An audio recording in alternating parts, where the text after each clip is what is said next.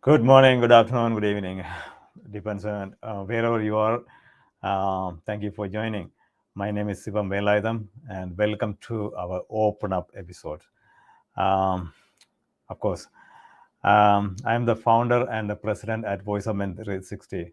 Voice of Men 360 is a non-profit organization founded in 2020 and is based in Toronto, Canada. Voice of Men 360 was born out of seeing a tremendous need and stepping up to provide services to help, support, and overcome men and boys' life challenges. We are part of International Men's Day.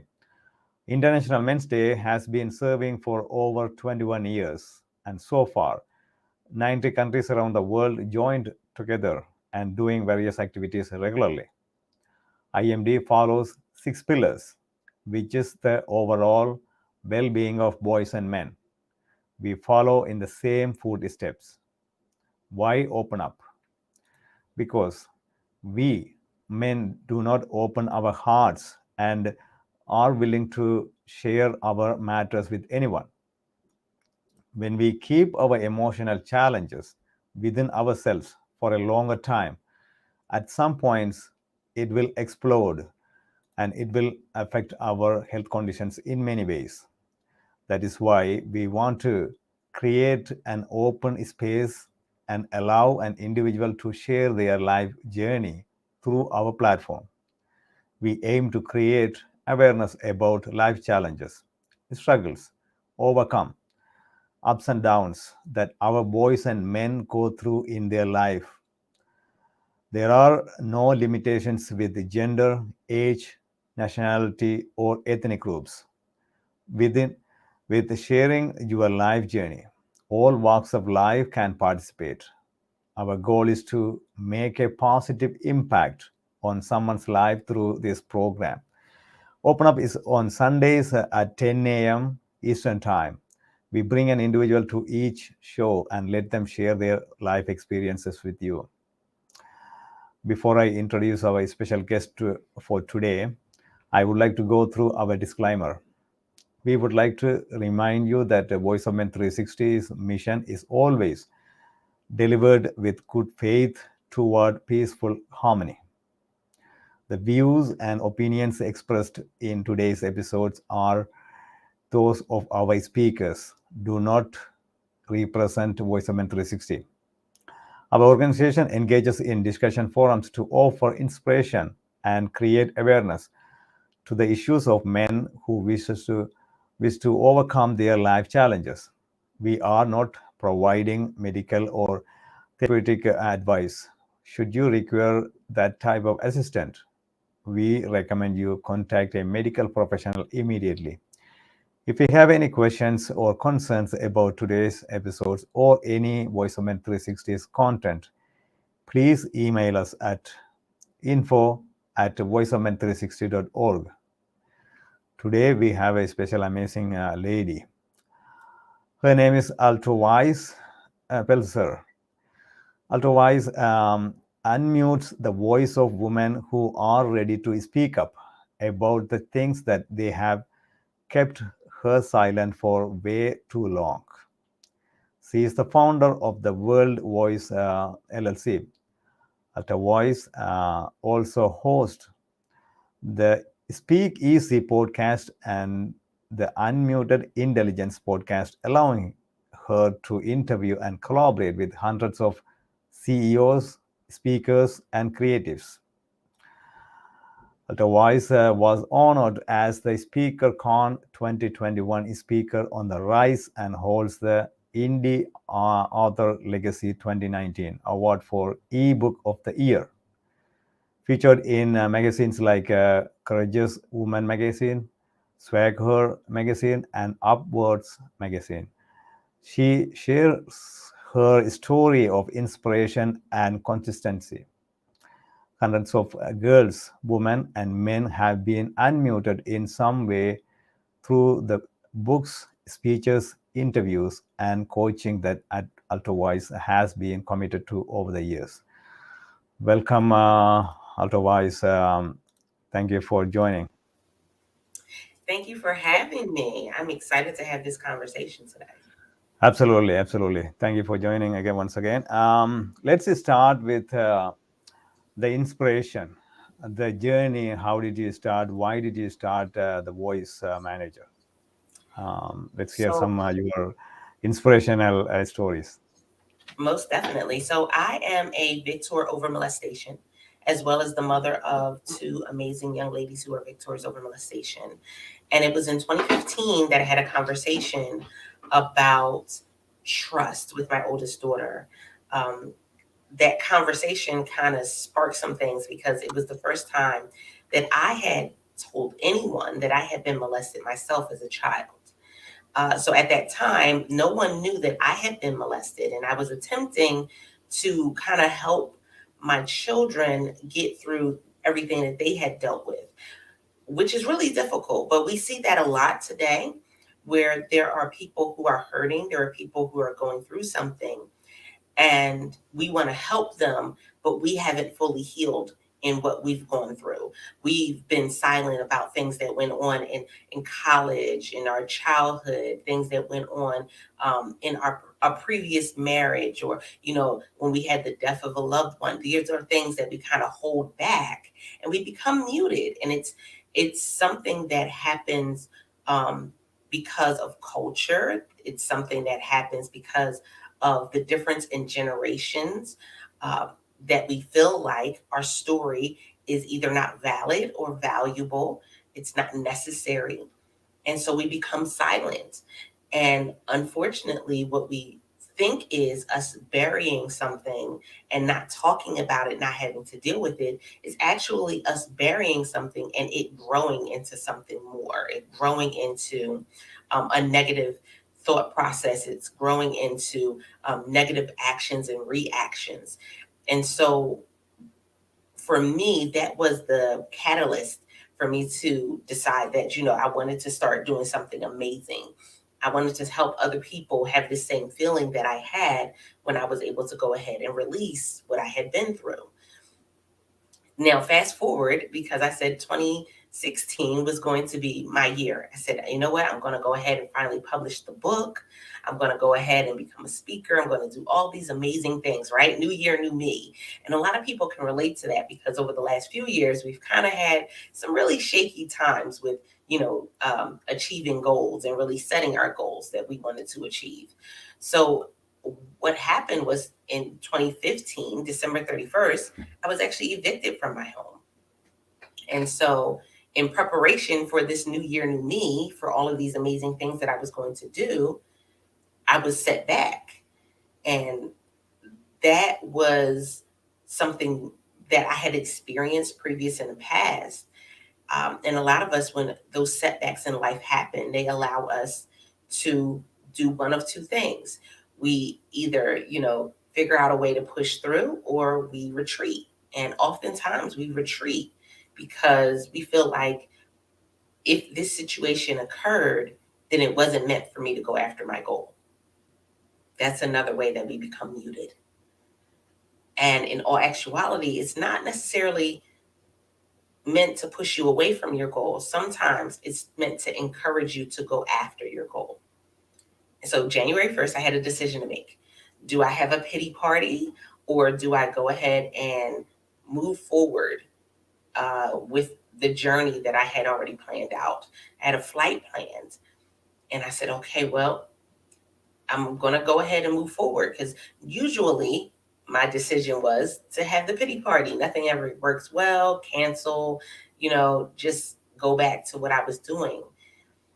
And so I said yes. And I took a flight. Um, and the first flight, no problem. The second flight, there was no group number on my ticket. So I was like, I'm a creative. So in my mind, I was like creating stories of me being arrested because I had a fake ticket, even though it's the ticket they gave me. Uh, Definitely some things there, right? But I go ahead, I let them know at the booth that there's no group number on my ticket. They said, no problem, go in with group two. When they call group two, I get in line, and then they call my name over the loudspeaker. So I'm back at this space of, oh my goodness, what is happening right now? And when I go to the booth, I get a ticket, a brand new ticket. and it's first class. One of the most valuable things that I've learned and that I've been able to go and teach other people is that if you just take that step forward, you don't know where it's going to take you. You don't know what it's going to open up for you. And sometimes we get so caught up in our circumstances that we forget that our circumstances are temporary. They're only here for a moment. It may feel like it's a long moment, but they're only here for a moment. Absolutely. Thank you for sharing those moments. Actually, I want to take you back to the exact moment. Of course, every one of us have come through so many challenges, life situations, struggles.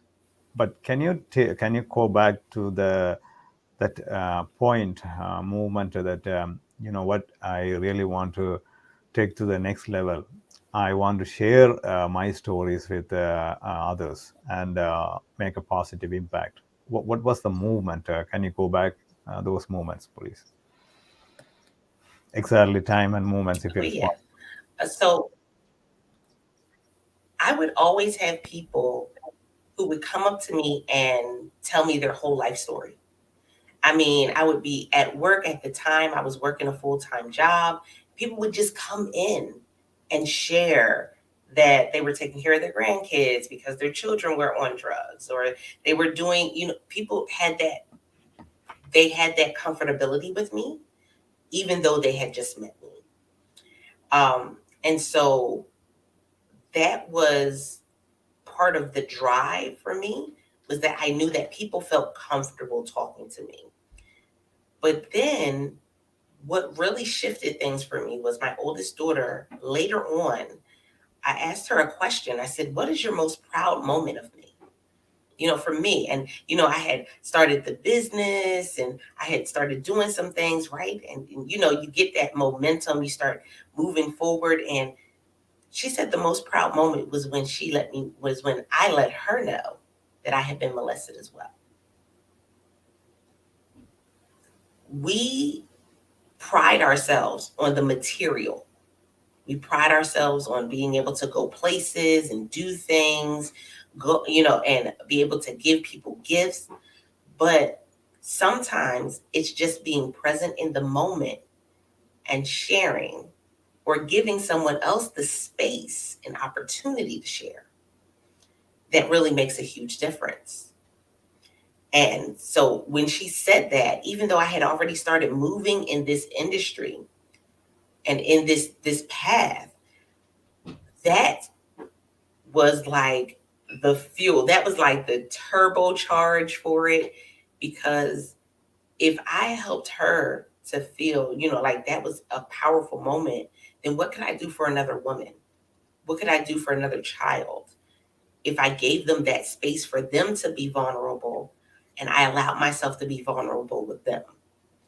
And this is always an interesting discussion, because we look at the idea of men and women, and they always say, as a woman, we're usually more vulnerable when it comes to our emotions and our feelings and what we're thinking, and men usually aren't as vulnerable in that sense. But I beg to differ. It's not that men are not as vulnerable. It's, do they feel comfortable enough to be vulnerable with you? Do they feel like that's going to be a safe space to where they can tell you how they feel and not feel attacked and not feel shut down, and vice versa, the same for women. And so that was my entrance way, was that situation that happened in 2015 and 2016. But my daughter saying that that was her most proud moment has definitely turbocharged me. And then along the way, there's been little mile markers that have been the congratulations, you're doing a good job. You're in the right vein. You're doing what's necessary and what's helping people, and changing lives. And that was very valuable for me. Absolutely. Thank you for opening your heart. Actually, the reason why I was saying that, the question I throw to you is how we are comfortable, or how we can how much we can go to share, how deep we can go. You know what? So end of the day, I heard a couple of them. They said that, surrounding yourself to the truth, right? And how much we are willing to be open, right? Open means it can mean anything, but um, in other words, you are not alone. You know what I mean? So that's the aha moment, or that's the real moment. That's when you surrender yourself, and when you open your heart to others. That's a quite amazing moment. So thank you, otherwise, for sharing that. So can you what did you learn so far? Absolutely, you have been um, listening so many stories. What did you learn from those individuals when you hear the stories over and over again? I'm glad you asked that question.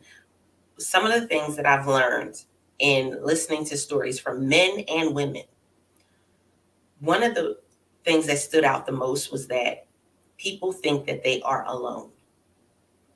When we think about the increase in suicide rate, when we think about the increase in depression, and a lot of people feel like nobody understands them or no one cares. And it's not always the truth. It's their perception of what someone has said or done.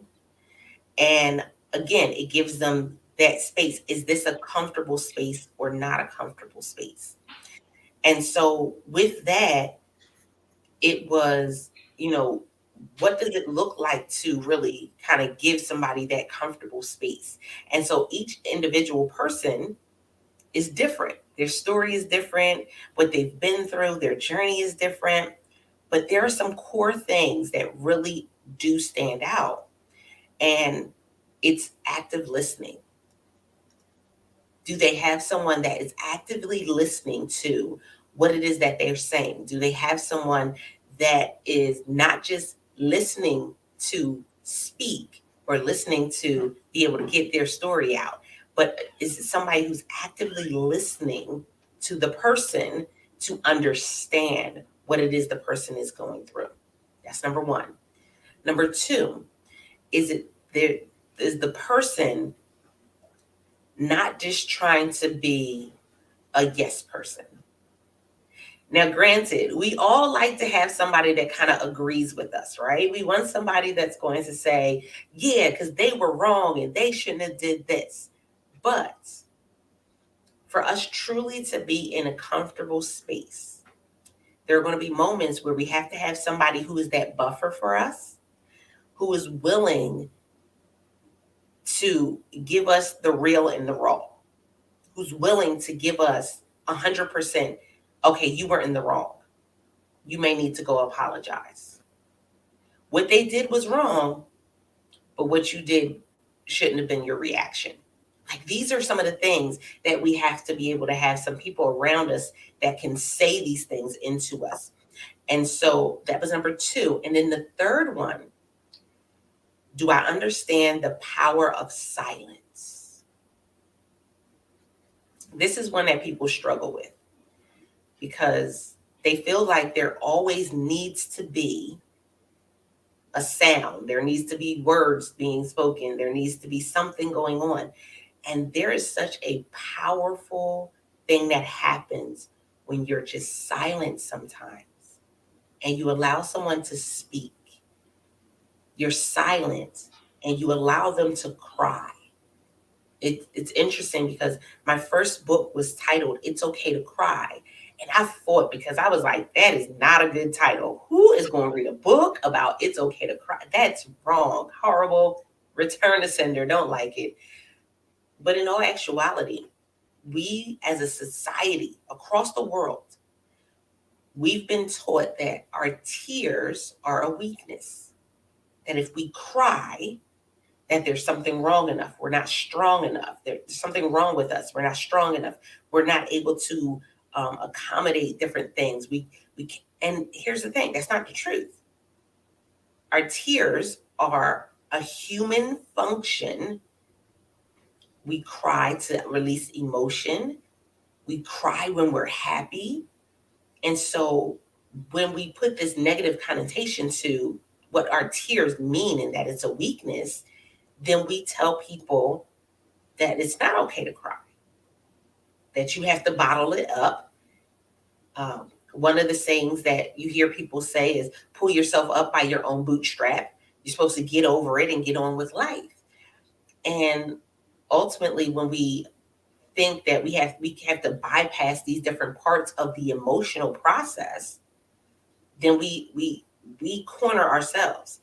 We cannot be fully emotionally available to our children, to our spouse. We can't literally be a whole person because we can't be in that moment because we're fearful that somebody will look at us and say, "Oh, they're not strong. They're weak." That's not true at all. And so that's the third piece is learning the power of silence. Sometimes our children, and even when we think about our children, there will be some moments where our children just need to come to us and cry. There will be some times where our children don't need to cry at all, but they just need us to just hold them. There will be some times when our spouse, it's the same thing. They just need us to hold them in that moment. Do you understand the power of silence? You don't always need to say something, but sometimes your presence is enough. I love those three areas, three important key components. Actually, I kind of like I lost the second one, but I like I want to refresh it. Actively listening and also the power of silence. They both go together, I believe, hand in hand. Like while you are listening, you are silent, but undivided attention. Giving undivided attention. That's very very important. Being present. Uh, your mind not thinking anything else. Just focusing on listening. The person whoever is telling you anything. So probably that's enough more than you say something. You know, we always trapped in the thing that we had to say something. We had to advise or we had to give some kind of counseling or some kind of guidance. It's not like that. Mhm. I love that. Even I love the name of the book. It's okay to cry. Of course, somebody has to say it. you know let's talk about because we are talking about men's issues primarily, but let's talk about your father and daughter relationship. Have you experienced any kind of the relationship that you learned influenced something? Of course, every one of us. But if it is possible, you can share some other things. Oh, yeah. So for me, there were a couple different instances when it comes to the father daughter relationship. For one, my biological father um, was not in my life from an early age. He actually was a lot older than my mother. And so my mother, she had this tenacity, she had this drive. She she actually got pregnant with me while she was in high school. And so she had to come out of school because she was in the hospital a lot. And she went back, she finished school, and then went and got 3 degrees. So, like, for me, I always saw the woman as such a strong person. And with my father not being there, it was like I saw that abandonment. I saw um, that almost selfishness to want to go and just do whatever. And so that was something that was kind of ingrained in me early on. because my mother was always, going, going, going. And then for me, it was interesting because I tried to say, okay, well, seeing everything that I've seen up until this point, I ended up getting married really early in my early 20s. And I said, well, what I saw when it came to my mother and my father, again, he wasn't there. And then he came back and then he was gone again. Uh, and then I had an abusive stepfather. And so, again, that selfishness, that not knowing how to really actively engage um, in conversation, it was really, it was really gave me a negative perspective of what um, what men were doing. And even in my environment, in my neighborhood, I'm born and raised in Philadelphia, big city. You see, there's a lot of fatherless homes. There's a lot of step parents, stepfathers, and it was a weird experience. But then when I actually got together with my ex-husband, because I am divorced now, I had a really bad understanding, like a really negative understanding of what marriage should look like, about what relationships should look like. Because I didn't have anybody, I didn't have any example. I didn't have anyone sitting down and saying, hey, these are some of the things that you need to watch out for. These are some of the things that are really important. Communication, things like that. Because again, I had a mom who overworked and did for everyone else and usually didn't do anything for herself. And I had a stepfather who did all types of things, cheated on her, and was abusive and verbally abusive. And this was the image that I had, unfortunately. And so my own marriage didn't last, uh, because when I started to see similar things or something that kind of triggered me. We talk about triggers, and oftentimes it'll be something that can trigger you. You don't really know that it's a trigger at the time, but something that he did triggered me, and I was completely done with the relationship. I couldn't move past that point. At the time, I will say this: none of the people. Um, I saw no one get therapy. I saw no one get counseling. I saw we did not have any discussions about that, right?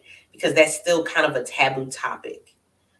So even when things were going awry in my own marriage, I never thought to go and seek counseling to to try to figure out how we could get past it. I just gave up. I gave up.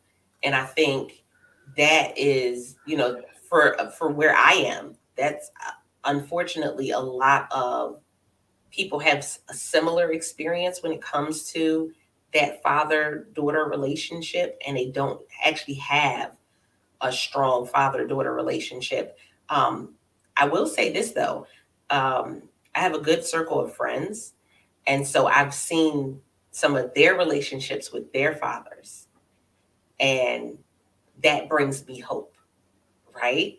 I've seen some of my friends that are men, um, and their relationships with their daughters, and that brings me hope. Um, you know what? I'm really glad. I'm so proud to say this. Proud of you actually, because not only accepting or being open, but also saying you have to have some kind of guts to come and say it. This is because most of the times we say okay, the positive things, of course, the good things. Even though we didn't see it or we don't want to say it, but we say it, the good things. But whatever happens.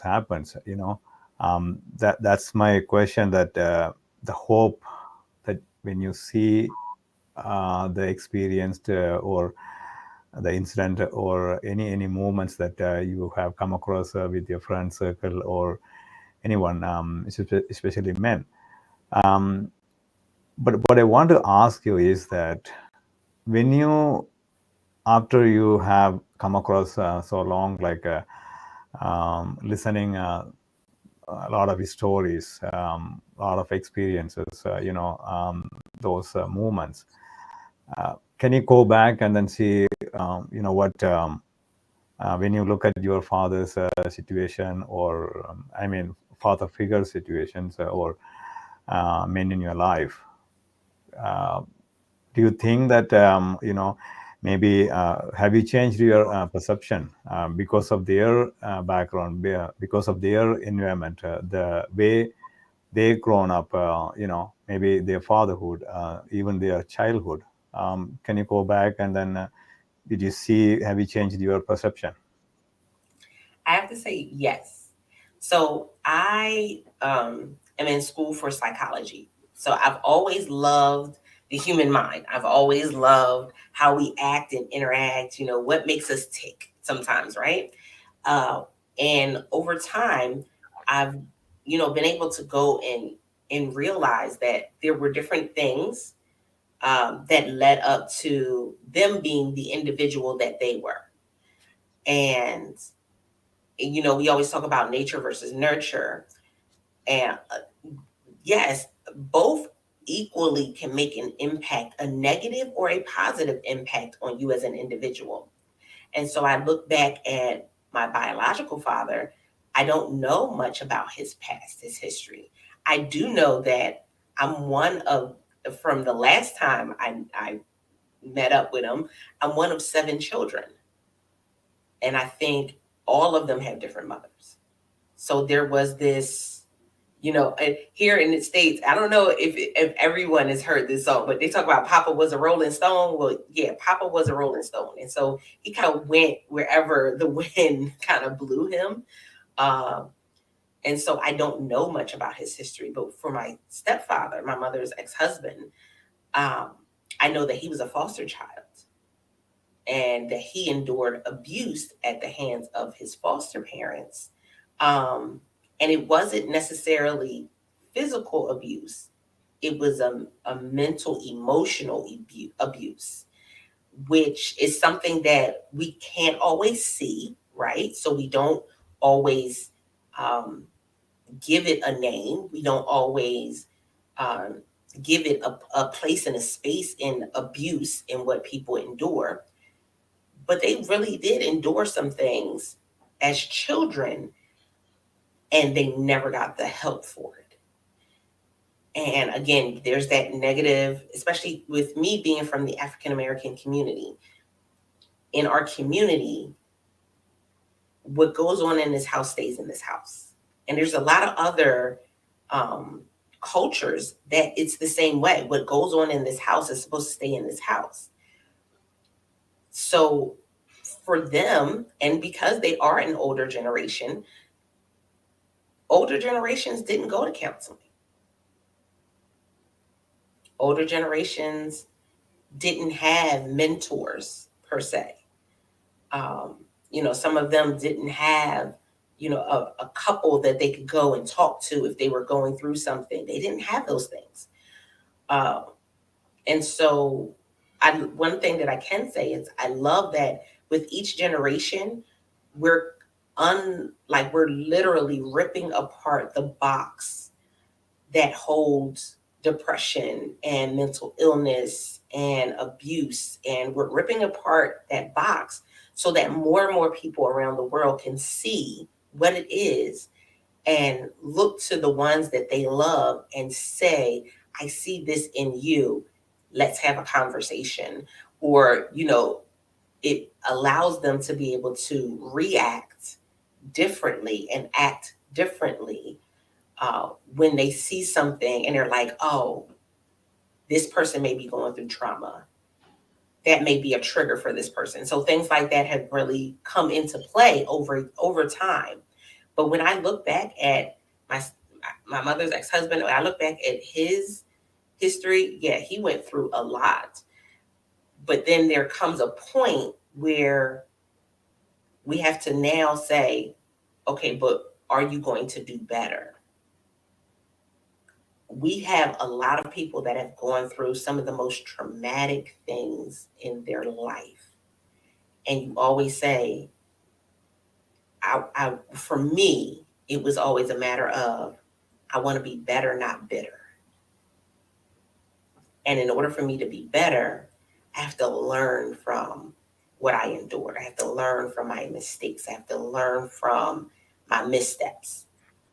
And when I learn from those things, that allows me to go forward and achieve something greater because I'm better. And I'm not just better for me, but I'm better for everybody attached to me. Yes, absolutely. Thank you for sharing those valuable information, though.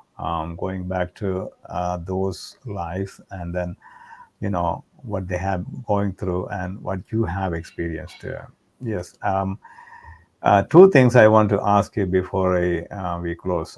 One thing that uh, have you feel, of course, you come across with a lot of traumas and situations. Have you feel that you know you are actually recovered or healed, or is still in the process?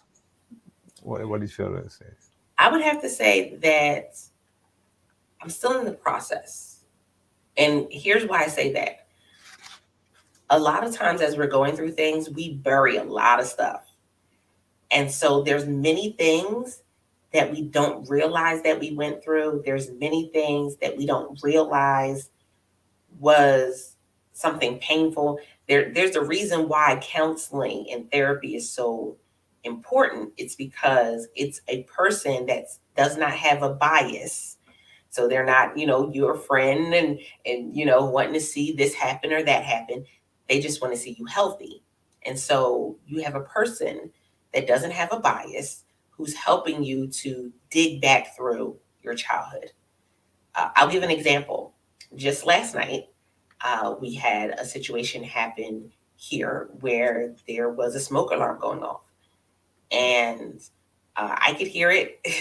And so I woke everybody up in the home, and we ended up having to call the fire department.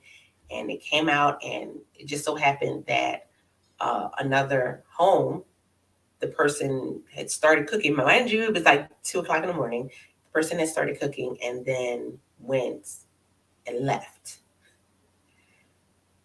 Now, for every for my children, they're like talking about different instances where we had a smoke, a scare, and we had to leave, because we thought something was on fire, stuff like that.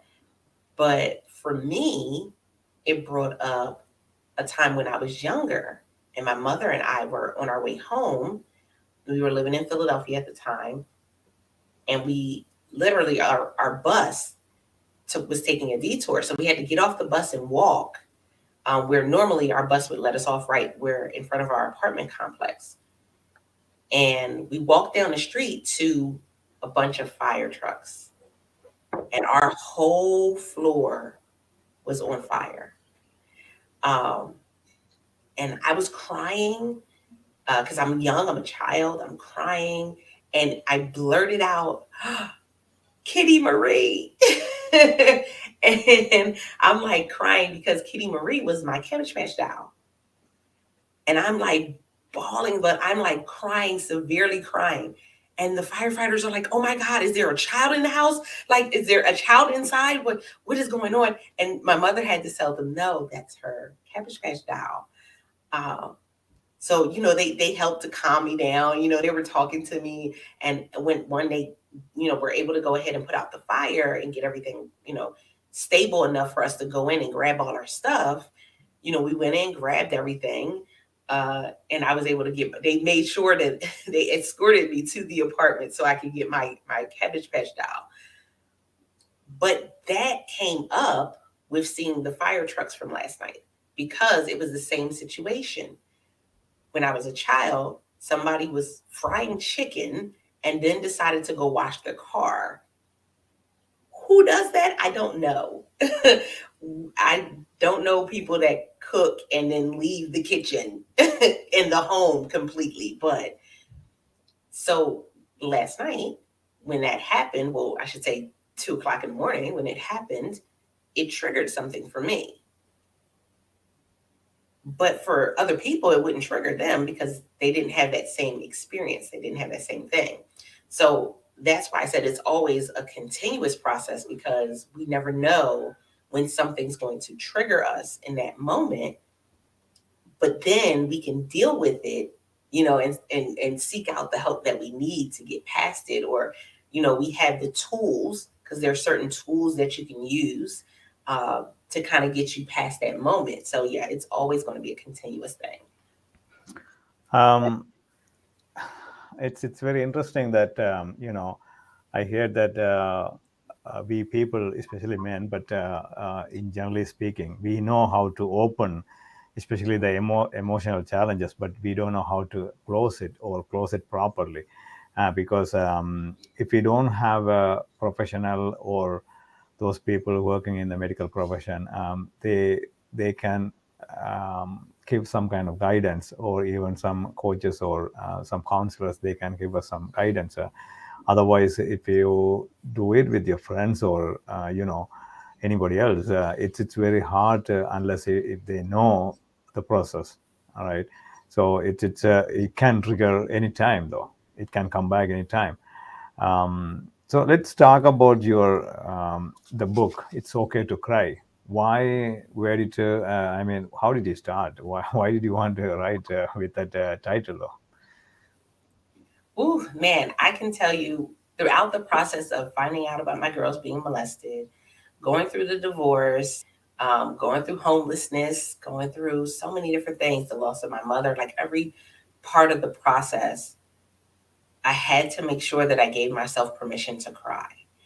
And when I first wrote the book in 2016, when I published the book in 2016, it was after me working on the book for 8 years. And when I first wrote the book, when I first started typing it up and writing it out, it was from a place of bitterness.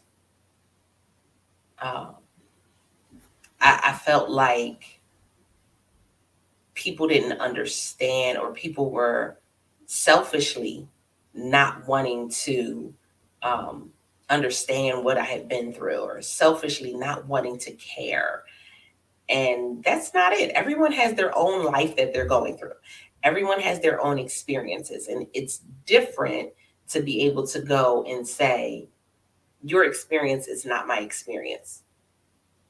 It's maturity to be able to say that. So It's Okay to Cry started out with just me telling my story, because I was like, maybe it can help somebody. But when it first started, it was just me getting it out. I had to do like a brain dump and just get it all out of my head. As I went over time and kind of critiqued it, it became this letter of permission. And it was like, you have a whole life. Your life is valid. Your life is valuable. Your story is valid. Your story is valuable. But when you think that little pieces of it is not as valuable as others, you'll try to hide those pieces. You'll try to cut those pieces away. And unfortunately, they are what make you you. And so, yeah, we do have a lot that we have to endure. We have a lot that we have to go through. But crying is a part of the process. Crying lets us heal. Crying helps us to be whole. And so it's okay to cry. When that book came out, I held that book in my hand and I just had a grin from ear to ear. Like, you really did it. You did it. I'm so proud of you. But the response from people has been absolutely amazing every time somebody reads the book. Um, I want to reflect what you're saying. The one area that you are saying, giving permission yourself. it's really really important that we always, most of us, I mean every one of us, we expect or we look for the permission from other people. That's the very wrong, or it's unacceptable. So let's put it that way. So I think it's available ebook, or how can they purchase it if anybody is Oh watching? yeah, it's available on an ebook and in paperback. You can get it on Amazon. That part, if you go to uh, www.iamunmuted.com, it's my website. You'll definitely see it there, along with some of the other things that I have going on as well. Sure. Let's finish it with one more question, just the last one. From your experience, of course, even though you have a negative experiences, traumas, or with the relationship with men in your life, but after some years, some positive side, how can we help as an individual, or even a family, or even organization or community, help our boys and men? How can we help them, support them? Mm. Biggest way that I believe we can help them is through having conversations. I think that's one of the things that is missing still in so many places is that conversations are not being had uh, that can really help someone. People think, again, I can't talk about what I'm going through. I can't, um, nobody's going to understand. And so when we put ourselves in a position to have the conversations, then that opens up a world of possibilities, right? And that's conversations not just with our children, but conversations with our father, conversations with uncles, conversations with grandparents. One of the statements that people often make is that the richest place on earth is the graveyard. Here's why. I believe that the richest place on earth is the graveyard because a lot of us have not had conversations with family members to find out what they knew, have conversations with them about what they've learned over time. That whole experience of just kind of sitting at somebody's feet or sitting and asking them questions, those types of things, we have not done those things. And with us not doing those things, we've allowed a lot of important information to kind of go to the grave. So one of the ways that we can help is just having the conversation. If something's uncomfortable for you, it might be uncomfortable for them too. So that's okay. But having the conversations opens the door for us to be able to do so much more than just put a band aid on it. Now we can actually go back and do the work and heal the places, the wounds that people may have. Because sometimes people are walking around wounded. And it may be a grandparent that's walking wounded, it may be an uncle that's walking wounded. But if we take that time to have a conversation, we never know how we can heal another person. Absolutely. We never know. Sometimes when we have maybe a very short conversation, even can't save a life. We don't know how much or what the other person going through at that moment. Maybe a simple phone call or asking, "How are you?" Even though they say, "I am doing okay," you know, but they are not really okay. Can you ask a deeper question? Something like that. Um, Thank you. I really appreciate, and I really want to ask you a big favor that from now on, I hope, I believe you can add more side of it, men's issues or voice issues in your voice manager or your podcast actually. So even in your future books too. So from your conversation or anything you are doing, maybe you can add some of those moments, some of those experiences. So at least more men can open up in your on your podcast, and then they can share their stories, experiences, emotional challenges. Though, thank you. Really appreciate for being here and then sharing your life challenges, traumas, and those situations. Being so open. Thank you. Really appreciate that. Thanks. My pleasure. Thank you so much for having me. Thank you. Um, yes, everyone. Thank you for joining and watching this amazing story today. One thing that I really want to ask you is that not only just watching or listening these stories or experiences or any information that you have come across so far, what you do is that think over it and also share with other people. So that's the way you can add more value. You never know who is going to be on the next one, or who is going to, you can save life, or you can even help somebody, heal somebody. You never know. So with that request, being open, at least, listening, actively listening, being present. Those are the keywords from our guest today. So uh, we have our followers. Some of the shows open up, and monthly webinar and monthly special show, the Unspoken Tears, Author Circle, podcast. Of course, you can listen on 6 platforms or more than 6 platforms. Monthly men's group meeting coming up every Tuesdays, every other Tuesdays, every 2 weeks on Tuesdays from 6 to 7:30 p.m. Next one is on 22nd of March. Please join through Zoom. Please join our Facebook group and subscribe to our YouTube channel, Voice 360. Thank you. Thanks a lot. Take care.